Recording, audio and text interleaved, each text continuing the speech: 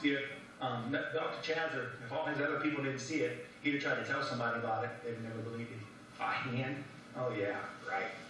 You got a little bit too much wine, too much substance in you. He was having but see, he didn't have a vision because the Bible says he ended up dying. It was 1978. Me and a friend of mine was doing some drugs out on the streets of Defiance. We was pushing dope. We were selling dope out of the bowling alley. I remember I was standing, I can remember just as though it was yesterday. I was standing there back of the hallway in the pool hall, and I was looking at people play pool, and I was standing there. And I remember my buddy come walking up, just white as a ghost. He said, George, I can't do this no more. And I remember I looked at him, I said, what are you talking about? He said, George, I can't sell dope to these kids anymore. And I'm like, I can remember inside of my heart, I was like, what are you seeing that I don't see? What are you seeing? Let me back it up just one moment. About a month, maybe 2 months before, we were sitting in my house. He come over, and I remember I told myself, I'm not going to do no drugs for 3 days. I'm not going to do none. I'm not going to do it. And he come to my house that night, and he looked at me, and he said, hey, man, I got some acid here. You want to try something? And I was so bound by it. The Bible says you're a slave to whom you serve. If you serve sin, you're a slave to sin. Christians, if you serve sin, you're a slave to it. You're not free. But anyway, I took it. We got to talking. But my heart, something was wrong with my heart. I wasn't liking my lifestyle anymore. I wasn't liking the way I was living, but I couldn't get out. We began to talk for hours and hours about this and about that. And I go, what about God? Is there a God? Where's God at? I need some help, Bob. His name was Bob. I said, help. I don't know what to do. I'm tired. I can't quit. I don't like this. I was a high school dropout. I was a drug addict. They were breaking into houses, doing all kinds of stupid things, and I was tired. I didn't know anything. But years ago, in the first and second grade, I went to the Catholic Church, and they taught me that there was a Jesus, that he died for me, and that he rose from the dead, but I didn't know how to touch this Jesus. I didn't know if he was real. I just knew that I had some sort of faith because God used a man, a church, a building, some people to share these stories about Jesus. So there was something that was in my heart all them years, even though I lived like sin, lived like the devil. My mom and dad got a divorce. I come up because I couldn't get along with my sister. We'd fight, fist fight. It was horrible. So they sent me to Defiance in the 7th grade. My dad was a drunk. My dad was a drug addict. He worked second, third shift. He was never home. So at the age of 12 years old, I came, I went, I did anything I wanted to do. The Bible says if you leave a man or a boy or a child alone, he'll bring shame into his mama. I brought many years of shame to my mama's name. But I began to search for God once again. I began to cry out, are you real? Are you real? I'm in trouble. So 2 months later, I don't know the exact dates. There he was out in the bowling alley doing what we did every day, every weekend, every day. That's how I lived. That's how I made my living. I sold dope. I had to do it because I was so addicted. I needed it and I couldn't afford it. I went to try to get a job one time. A lady told me to go to, what's the name of that restaurant? Humpty restaurant. She goes, he's waiting for you. I already got it set up for you. Well, little did the man know what I looked like. And I didn't have no sense. I did dope. I was dopey. I didn't have no sense. I went in there, and I had hair down in my back. I went in there with rags on. He looked at me and go, we don't got no job here for you, son. So then, of course, you know how.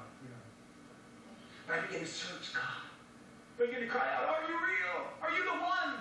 Are you the one? It's okay to say that. It's okay to go directly to God and forget what you've been taught and go to God and say, are you the one? And I went to him that day in the bowling alley, that day in my house. But I remember we talked for hours, and I finally come to the conclusion that there was no God. And I remember my heart. And what? Oh, if there's no God, there's no hope. And then from that point on, I could have took your life in a minute. I could have killed you in a minute. I didn't care no more. Because there was no hope for me. I didn't have no hope. But God cared. God hurt me. He should have killed me. He hurt.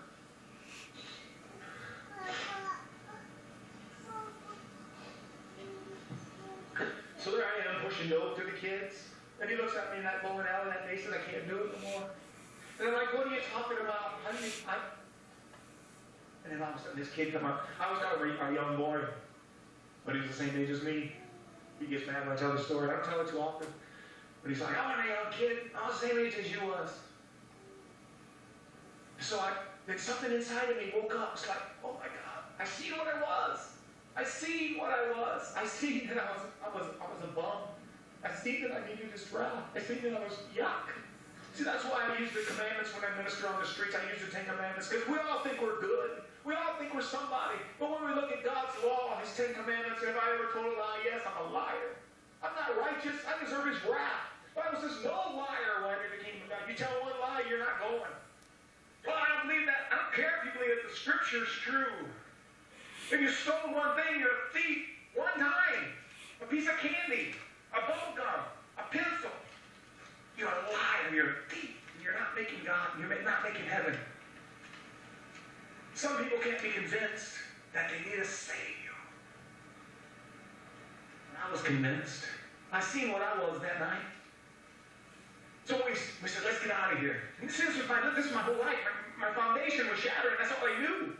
And I remember we had a 66 Mustang. We jumped into the Mustang and we're sitting out by the bowling alley and we're thinking of, what are we going to do? Because this, our head was freaking out because we never thought like this before.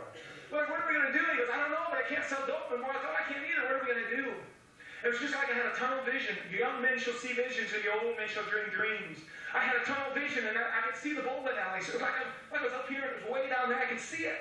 And I heard a voice. I didn't know whose voice that was. It wasn't audible, but it was right here. And I heard it. I heard it. And it said, look what you've done to my kids.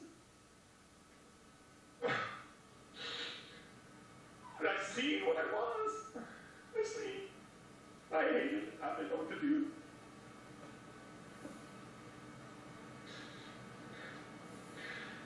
Now this is both of us, two of us seeing the same things.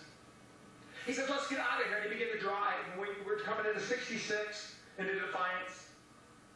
And this hitchhiker was hitchhiking and we picked him up, young boy, young guy. I don't know.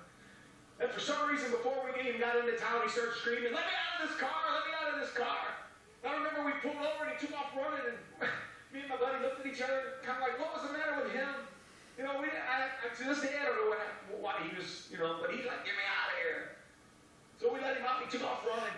So we went into town and we pulled in the First Federal parking lot. And he pulls over and he says, man, you want to drive? I said, I ain't driving. We were stoned. Yeah, we were stoned. Belteshazzar was stoned too. But I'm telling you, he saw what he saw and it was real. It wasn't because he was drunk or because he was stoned. God met him. It was his judgment day. And I'm telling you, what I saw was true. I thought it was my judgment day. I thought the end of the world was here and I was wrong. I was on the wrong side of the fence. So all of a sudden we're sitting in the car talking about it. What are we going to do? What are we going to do? All of a sudden we're standing there, and all of a sudden, I'm not standing there, we're sitting in the car. I was on the passenger side, he was on the driver's side. All of a sudden, out of the darkness, it was dark time. Out of the darkness, something came. It was like a Roman candle came and hit the ground and hit the car. A big ball of light. Boom! Just like I can see it today. Boom! Just like light everywhere. And I'm like this, what's going on? And I looked at my friend, and he was pale white. And he looked at me and says, George, if you don't get me to a church, well, first he said, look, I looked at my friend. See, God uses our voice. I looked at my friend, and he was just brilliant light. And I looked at him, and he was like white as a ghost. And he spoke, and he said, now, George, you are in the presence of an angel of the Lord. Your eyes have been opened. God opened my eyes to the spirit realm. He said, your eyes have been opened. And I'm like, I didn't know whether to believe it. I didn't know what was going on. I was freaking out. I'm like, what's going on? Then he looked at me real scared. He goes, George, I can see him. I can see him fading away. I can see him. He said, George, if you don't get me to a church, I'm going to die. Because he was OD and he was dying. And I'm like, and I didn't know whether to believe it. This is what happened to me. I'm sitting here and I didn't know whether to believe it. All of a sudden a claw, it was like a claw of an animal, came down from the sky. I seen it plain as day come out of the sky. And it grabbed a hold of the car. And it scared me because it was like a rubber. It deformed the whole car. And it turned it into rubber. And I'm like, yes, I'm only 17 years old. I'm like, this is so scary. And I'm like, oh my God. I'm just like this. I'm freaking out. I'm looking at him. He's like, I'm going to die.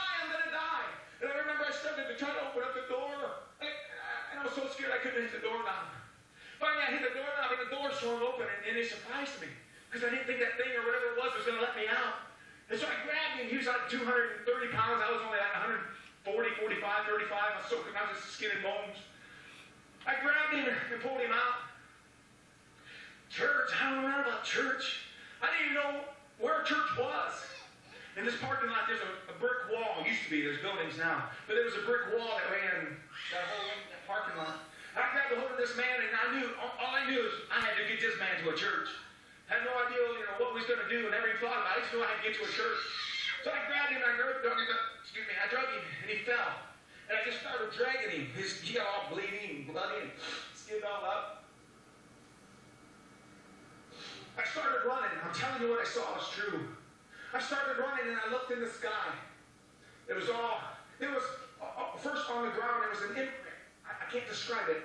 It was just an imprint, the glory of God. The imprint was so real, so thick on the ground. And I looked up, this is what I saw. God's my witness. I looked up, and it was a pterodactyl, probably 300 feet long. It was flying real slow, just like this. And I remember it looked at me.